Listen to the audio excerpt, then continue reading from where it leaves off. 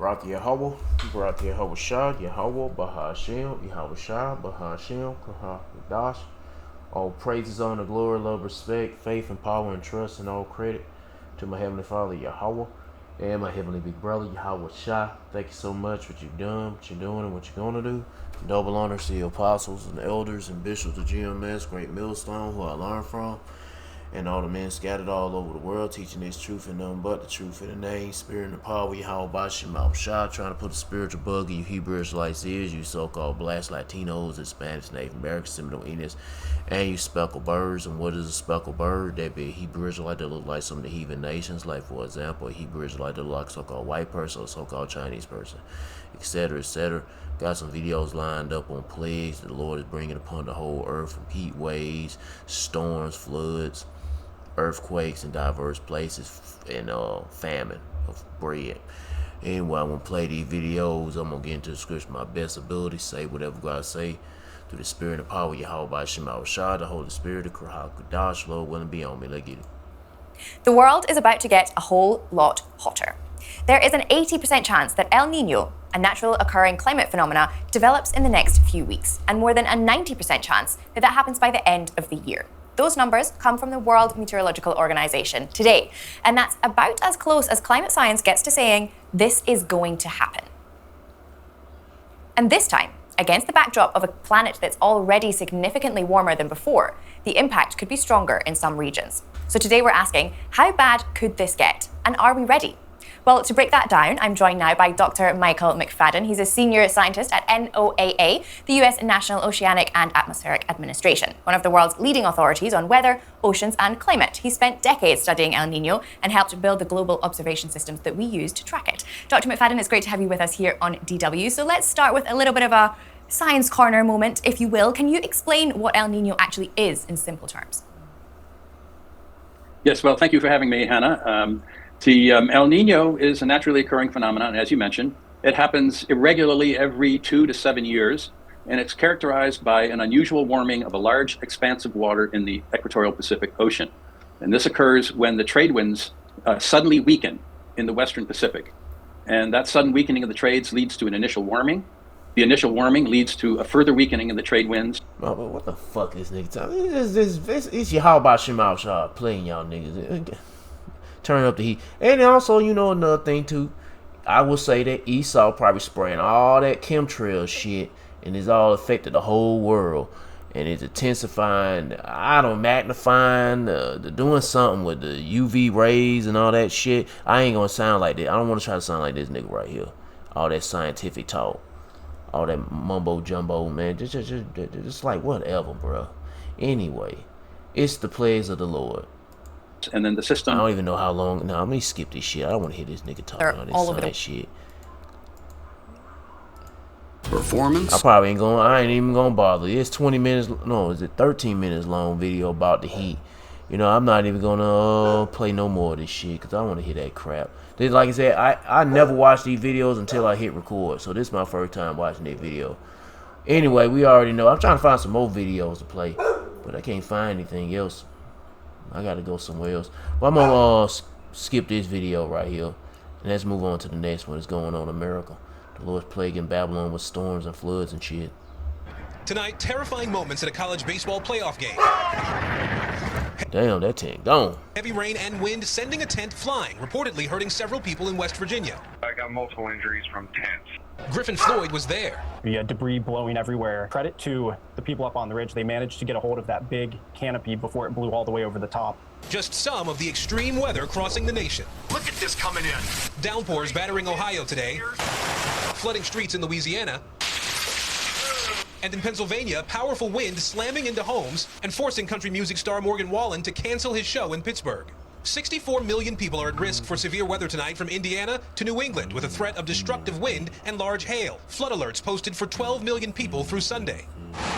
Parts of Texas already underwater, with storms overnight leading to flash flooding. First responders outside Austin rescuing a woman from a submerged car and saying they rescued or evacuated at least 9 people. Lightning filling the skies near Des Moines, Iowa, and this video lit up with flashes of electricity captured from a plane. Where it's not stormy, the summer heat is already on a rampage. We needed to cool down. People battling temperatures 10 to 25 degrees above average in the Rockies and all the way to the Northeast, threatening to break records in several cities. Aaron joins us from Atlanta. And Aaron, this heat isn't going away anytime soon. And Jose, it's just going to get harder to find places to beat the heat. High temps again tomorrow above average, all the way from the Rockies into the plains, where we know people also have an enhanced risk for big-time hail and possibly even tornadoes. Jose? We thank you for watching, and remember, stay updated on breaking news and top. When the forecast is heating up, we'll help you. Then they throw this shit. Yeah, we know it's hot.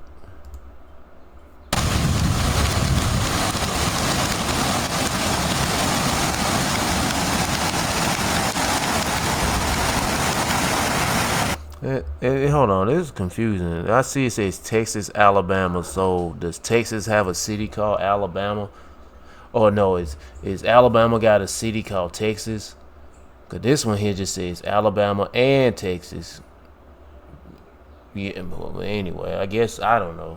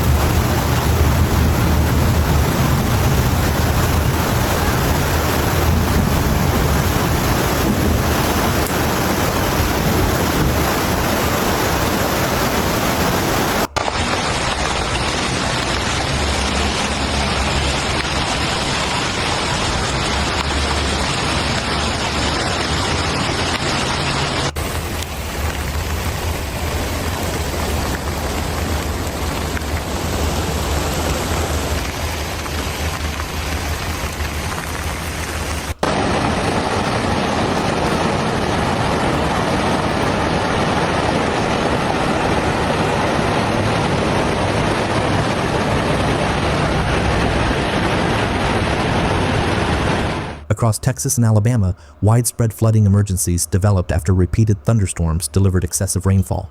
Communities in both states faced dangerous conditions as rising water overwhelmed drainage systems, flooded roads, damaged property, and disrupted daily life.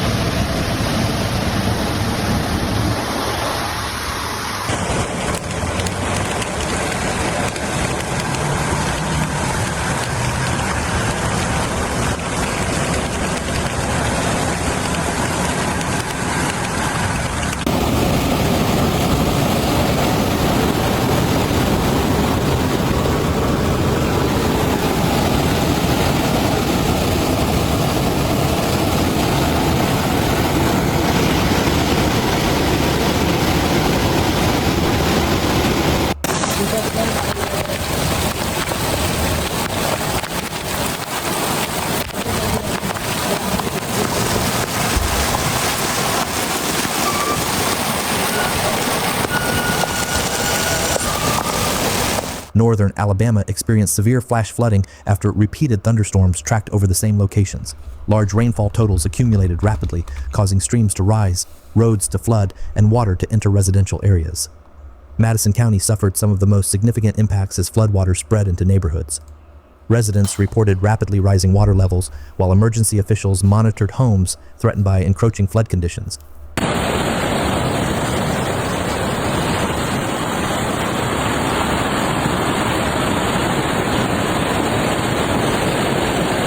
That's enough of that. I'm getting tired of hearing all that water rushing, and it's loud. Yeah, let's get to the next video. Well, let me get to the scripture real quick. I'm just trying to find more videos of stuff that's going on at the same time this video being played. Let me get to the scriptures. Nahum chapter 1 verse 3. The Lord Yahweh is slow to anger and great in power and will not at all acquit the wicked. So, hey man, these plagues are for the wicked of 2/3 of Israel and for you heathens. The Lord Yahweh have his way in the whirlwind and in the storm and the clouds of the dust at his feet.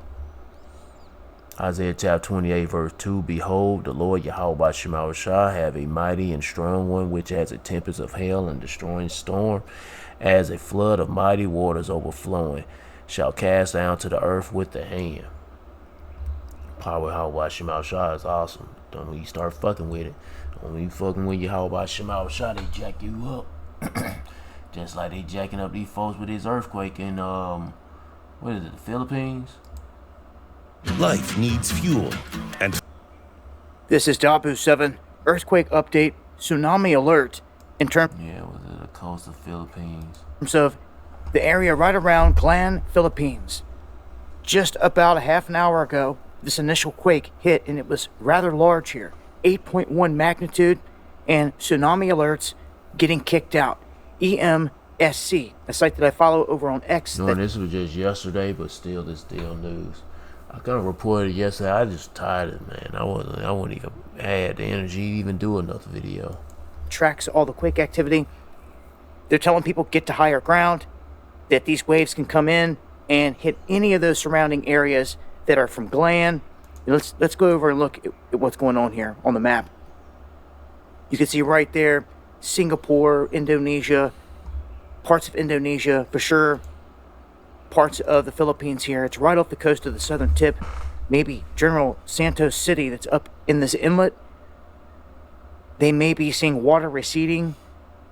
You're going to see that initially before a tsunami wave comes in. Most of the time, you can see we also have another one that is registered here, a 6.3. So an 8.1, now a 6.3. It looks like there was a small foreshock before all this popped off, but this could very well swarm from here, and it could very well set off large quakes, maybe even larger at this point.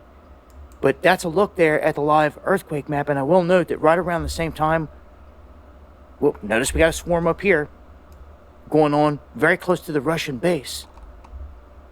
There's a quick look there at the United States, but this is what caught my attention, that you've got a recent 5.8 that struck down here, New Zealand.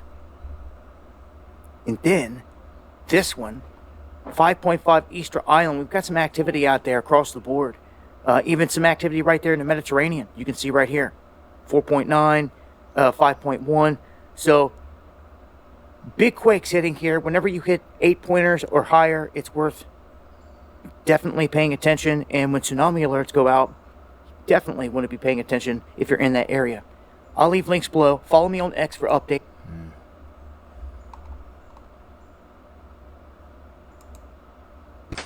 In this business, you're either growing Nahugno na jud, Lord.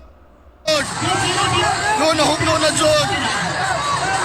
Nahugno na jud, nahugno na jud. Nahugno na jud ang building, Lord. Nahugno jud ang building. You sound like you saying Lord Jeeba. Yeah, I don't know.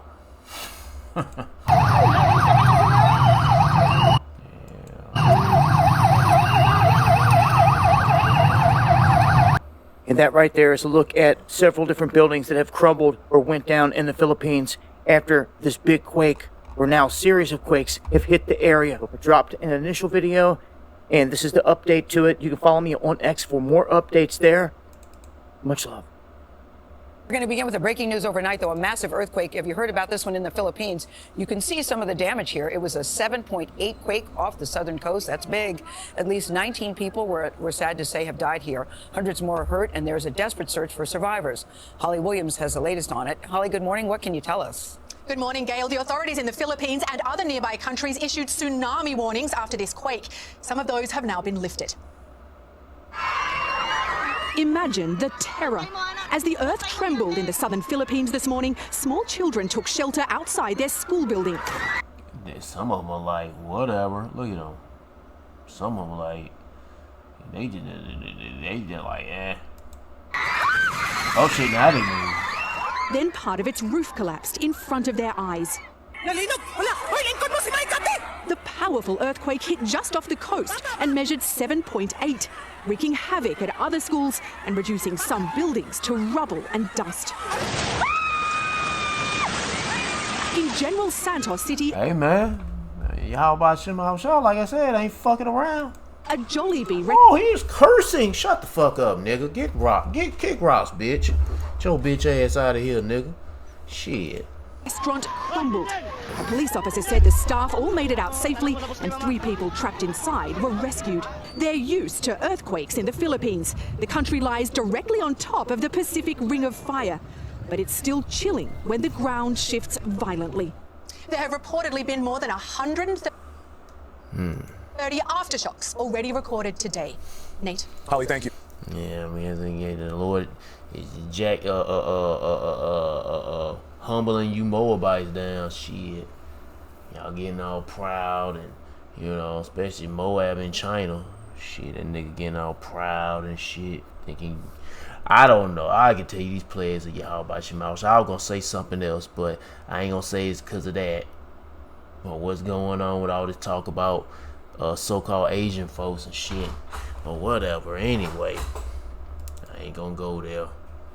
But the Lord is bringing on plagues to the earth and punishing you heathens and you 2/3 of the Israelites, because you got Israelites scattered amongst the heathens over there in the Philippines.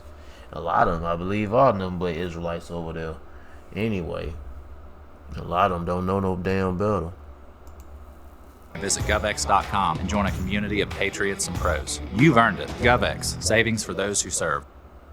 Let better than bullion magic begin.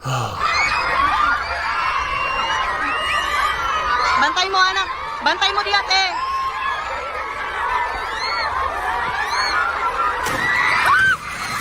Boom. Lingkod lang, lingkod lang. Lingkod lang. Lingkod lang. Lingkod lang. Lingkod. Lingkod lang. Lingkod lang. Lingkod lang, lingkod lang. Lingkod lang. Dali, dali.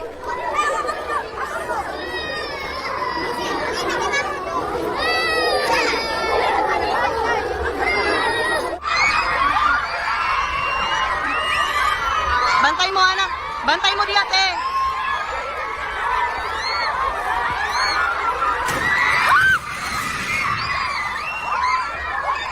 Yeah, it's scary. Get to this other one. Abang. Hoy! Alay,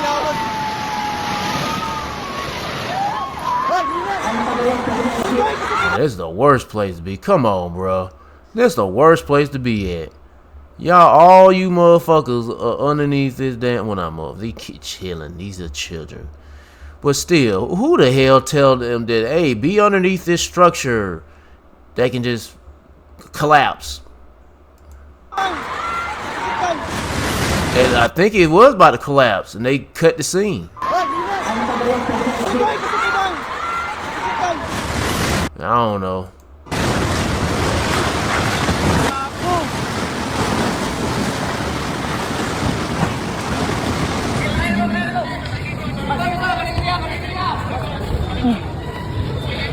At precisely 7:37 in the morning on June 8, 2026, the ground beneath the southern Philippines began to shake, violently, relentlessly, with a force that few people in the region had ever experienced in their lifetimes.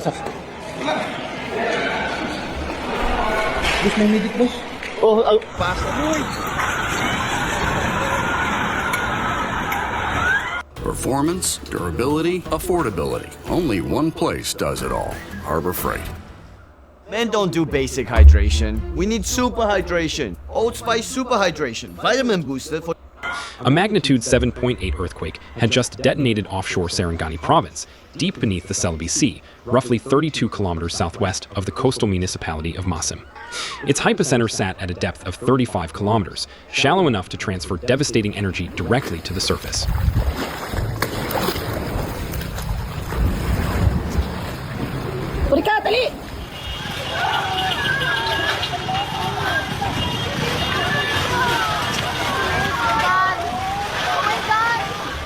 The shaking lasted for what survivors described as an unbearably long time.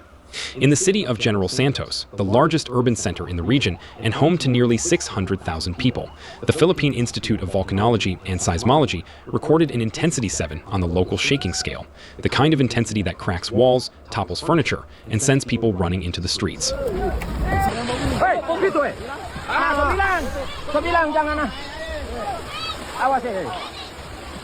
Nahugno na jud, Lord. Lord, nahugno na jud. Lord, nahugno na jud. In neighboring Palembang and parts of Sultan Kudarat, intensity 6 was measured. The tremors were felt hundreds of kilometers away, reaching Cagayan de Oro to the north and reverberating far beyond the shores of Mindanao itself. Within minutes, the Pacific Tsunami Warning Center had assessed the full weight of the situation. Hello. Wala, wasak yung isim. Wasak. Durog yung isim. Lakas, grabe. Grabe lakas. 9 siguro. Gusto kapasok sa linom.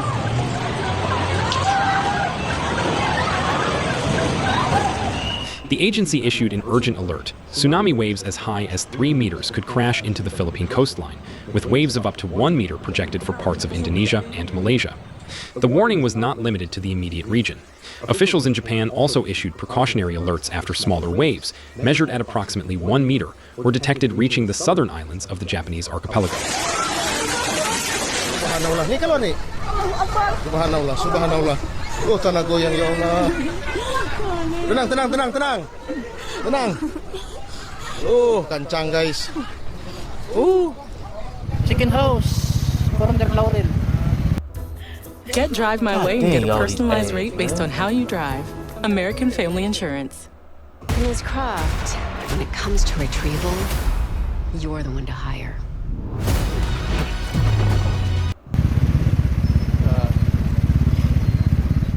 Palau, Taiwan, and Papua New Guinea were all included in the broader wave risk zone.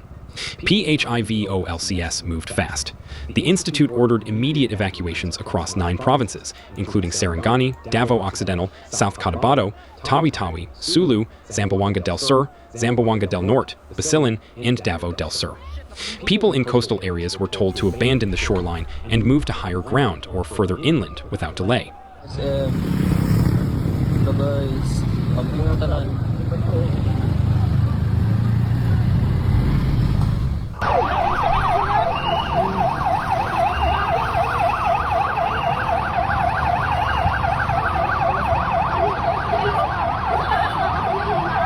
Boat owners were instructed to move vessels away from harbors and estuaries.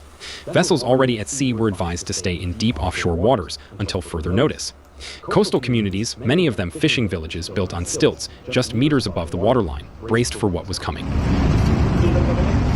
I'm gonna stop right there, but yeah, plagues of the Lord. I got some more video I'm gonna get into with famine.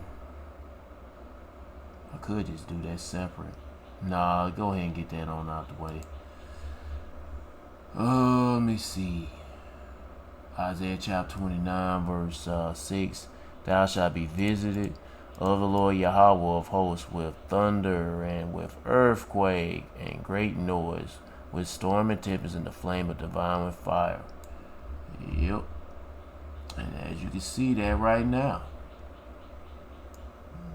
we're gonna break this staff of bread too. Let's get to that. Back before data centers, there was water. Now there's data centers. Now there's no water. Is this a coincidence? I'll let you decide that. All right, folks. Lakes are quietly going empty across the United States, not just the U.S., all across the world. But I've got some recent video evidence and documentation that looks to be very concerning to me. I mean, let me know what you think down in the comments once we get through some of these videos. But before we get into it, there is some real evidence that drought conditions are spreading. And there's also been talks of data centers using up a lot of water. I'm talking millions of gallons of water per data center. There's thousands of data. Well, this video ain't. Well, it says famine is coming, but you know you got to use water for food to grow the food and either raise the food, like you've got livestock to give water to your cows and your goats or your sheep and shit. Yeah. Fuck it and play it. Data centers popping up all over the place. The part about that is we usually are under the impression that water doesn't just disappear. It may change forms, right? You can burn it, but it's just going to go up in vapors, and then you'll have moisture, and then eventually it'll rain, get some more water. But something very different is happening. These lakes are not being replenished, and it's very concerning. So let's go ahead and watch this first clip. This is absolutely insane. I have never seen anything like this. Like, the dock is completely on land.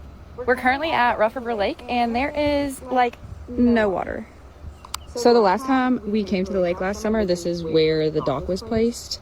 for how high the water was, and that was low because it used Yeah, it's like the Lord is like saying, hey, I'm no longer gonna make this a lake, I'm gonna make this a field now. to go all the way But that what it looked like, straight up looked like a field. up to there. And now the Man, what the fuck? only water that's left is all the way over there. Currently walking where we used to float in the water. Cam confirmed that none of this is poison ivy, so now we are making our way through the jungle, just looking out for snakes. Okay, so we made it to where the last bit of water is left. And this is the lake, guys.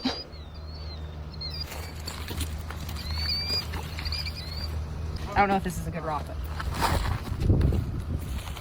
Not too bad. Little hop and a skip and a jump. That one was unreal. Did you zoom in on that? You can see the splashes still in the water though. How you feeling about the lake this year? How you feeling about our odds of being on the boat? Zero. Zero odds of us getting on the boat this summer? Maybe by Labor Day. Maybe. Fingers crossed. Well, what but the boat? Shit. Isn't Labor Day in September? Yeah. Oh. Okay. You heard it here first, probably. No summer on the boat. Cammy in the middle of the lake. Pulling the boat, unless that's an electric vehicle, but you get the point. Gas is involved a lot of times when you're boating.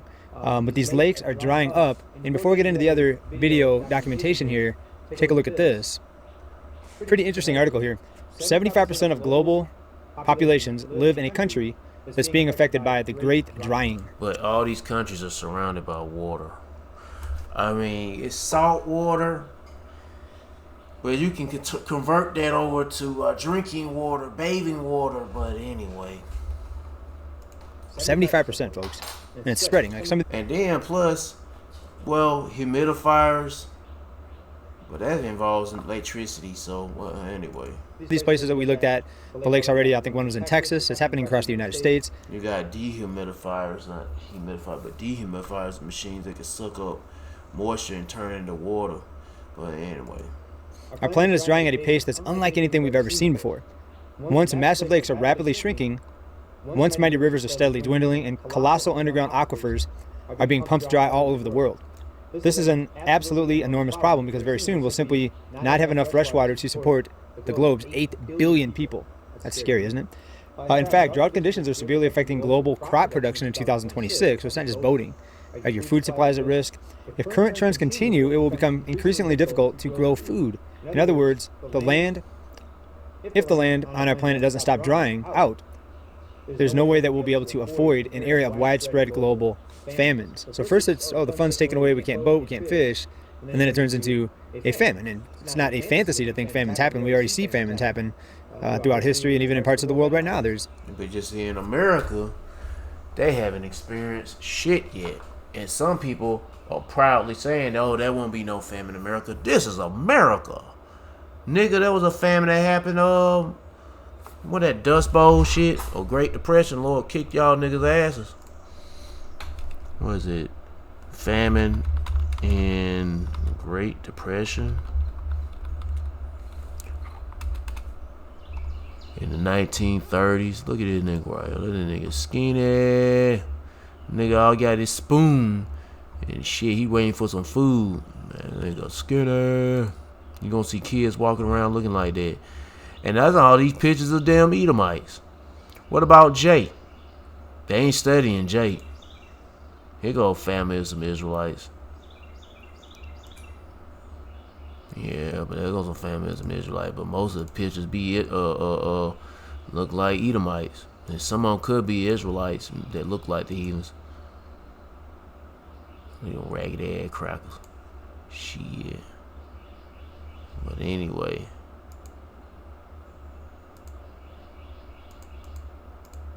What you could call famines. And people can't grow their own food. This is pretty scary, folks, but let's get into the next video, then I've got some other numbers to get into on the other side. And this one is another recent one. These are all from just recently here in the past few months. Supposedly this is Lake Erie, and it looks to be, at least this part of it, down very significantly. Damn. Damn. You can see the water lines on the wall where it used to be. No audio on this one because they're playing some song.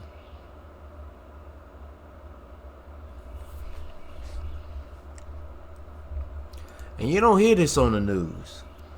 That's funny. You don't hear this on the news, that Lake Erie. I've been one of the Great Lakes. I forgot which one was it. I think I was in Cleveland, Ohio. I don't know which one's the closest one near there. I think it could be Erie. But that was back in the 90s when I was there. That was a big-ass lake. I thought I was at I thought I was looking at an ocean. It was a big-ass lake. But, damn, that shit it's like, it's reduced, the Lord reduced that shit to nothing, bruh.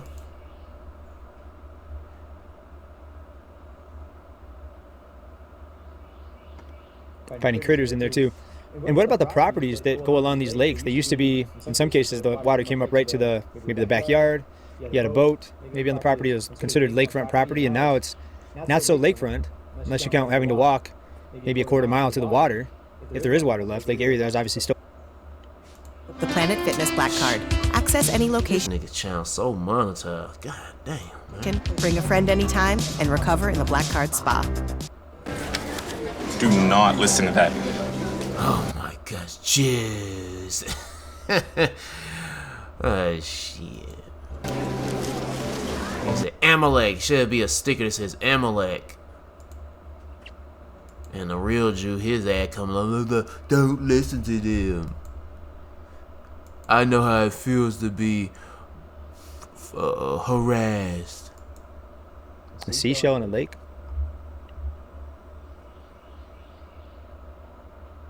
And she got a gun. What they Used to be an underwater cave. Cool, right? Wait a minute. What the fuck she about to do?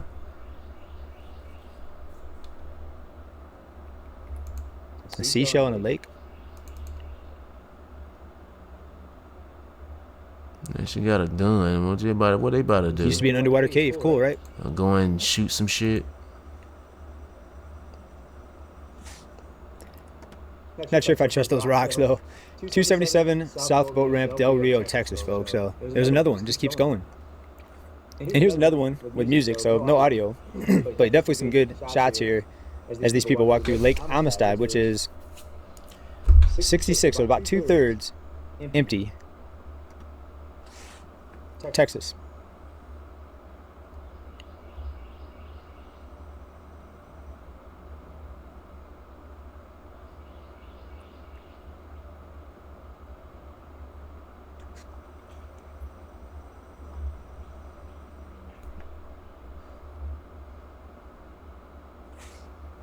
Not sure why they're showing tacos there. Well, anyway, man, it's Psalm chapter 107, verse 33. He turneth rivers into wilderness, and water springs into dry ground, a fruitful land into barrenness.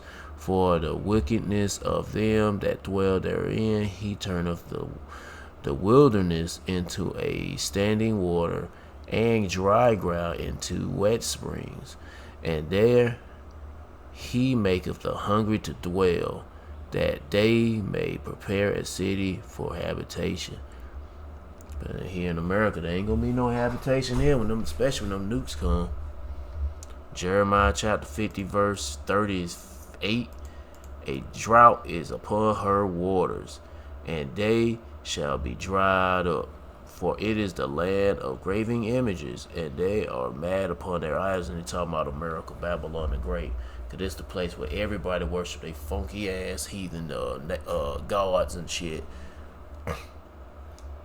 Yep. And now they crying out to their gods, but they ain't getting no answer back from them. Yeah. Shit, nah. That's why the prophets are telling you to seek the Lord, man. Because this is who's doing this. Yahweh Shemal Shah controls everything. That's right, that was the spirit right there. So I'm about to say something about that. It pulls up, it shows up when I'm scrolling. Yahweh Shemal Shah controls everything. Let's see what else Yahweh Shemal Shah controlling. More about famine.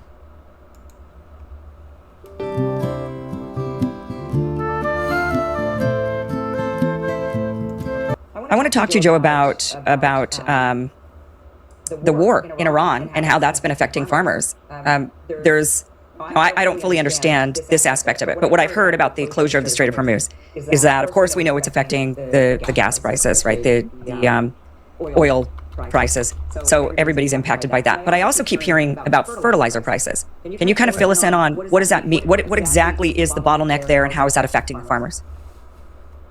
Well, not unlike fuel, a lot of our fertilizer goes through the strait. In other words, we don't domestically produce it. A handful of companies in the world control most all the fertilizer. And so when Iran blocks the strait, or we blockade the strait, which both have done, then that fertilizer, not unlike fuel, can't come through. And so immediately upon our strike, the United States strike in Iran, fertilizer prices jumped 25 to 50%.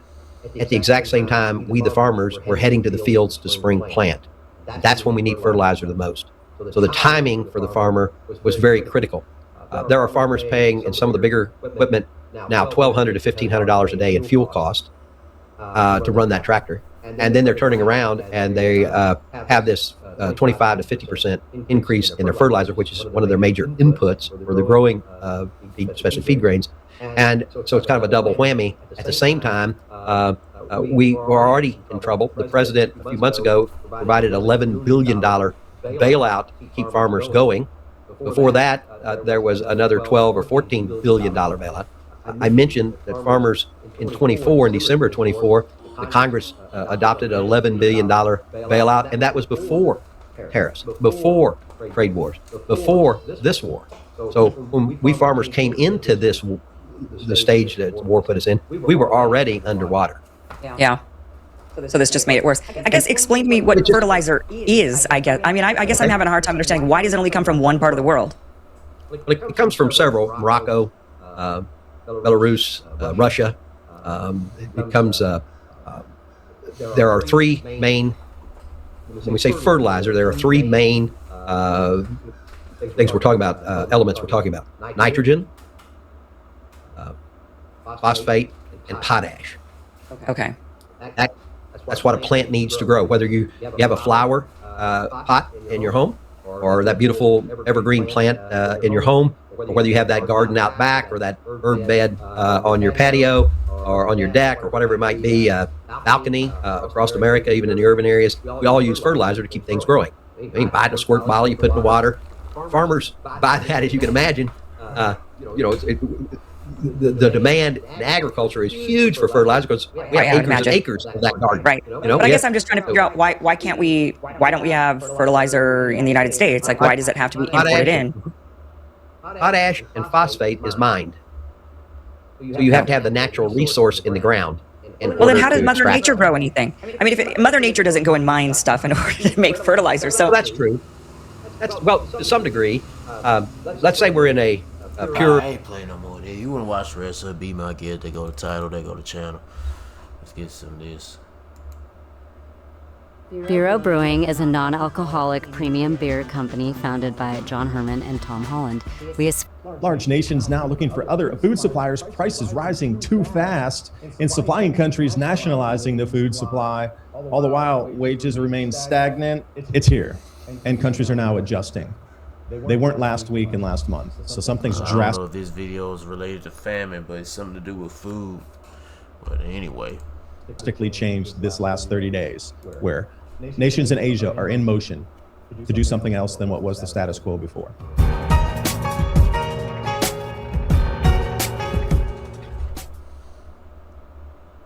Asian headline of the week: Indonesia's new export rules may disrupt global palm oil trade. That's like saying soybean oil trade disrupted.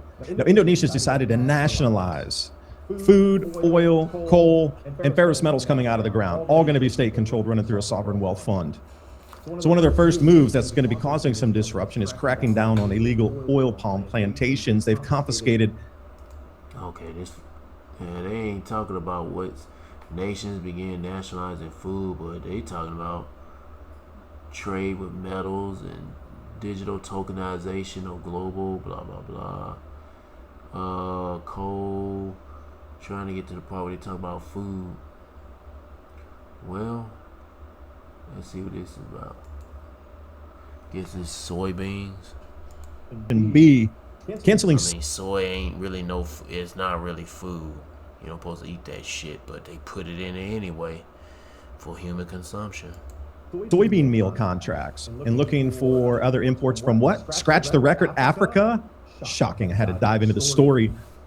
So India canceled soybean contracts from the United States and Brazil and Canada because it got too expensive. So they cut 25,000 tons order coming out of, let's say, North America, South America, and they're moving over to Africa to fill in that gap. Because in that second paragraph, the local soybean prices jumped 41% in 1 month. And you think inflation's not coming to the rest of the world? This is a distant early warning for all of us here. Nations are starting to switch out now and starting to control their food resources because it's going to get so incredible tight. And a little bit further in the article, India permits only non-genetically modified soybeans. So in Africa, there's only a handful of producers coming out of Benin, Niger, Togo, and Nigeria. I don't want that fucking genetic modified garbage. Yeah. And I'm like, well, let's dive into the world of soybeans in Africa. South Africa, the largest producer, but they're mainly GM crops. So that's not happening. But diesel's approaching $10 a gallon across southern Africa. We'll see how that goes with how much they can produce. Then we got Nigeria, the second, Benin, number 4, and way at the bottom we got Togo. So these are the places that India is going to substitute out. So you can see the gargantuan rises in price. And as soon as that happens, well, they cancel the orders coming from our nation. Hell, anyway, get to the next one.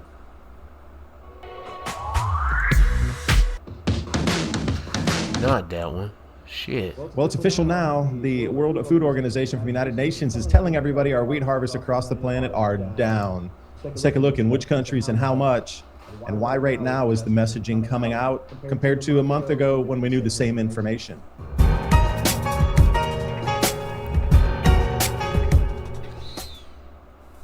Because that's the thing. Why is there's always a certain release of the news at a certain time for a certain, I should say, response from the public? Like this information I'm talking about today was known 2 months ago when they did crop tours, when the prices for fertilizer, when farmers talked about when they weren't going to plant.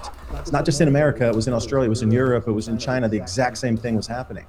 So this was already a known variable that was going to drive up the wheat prices. But now, just this week, they started to announce it globally in the newspapers. It's in Reuters, it's in AP, it's over in The Guardian, it's becoming everywhere.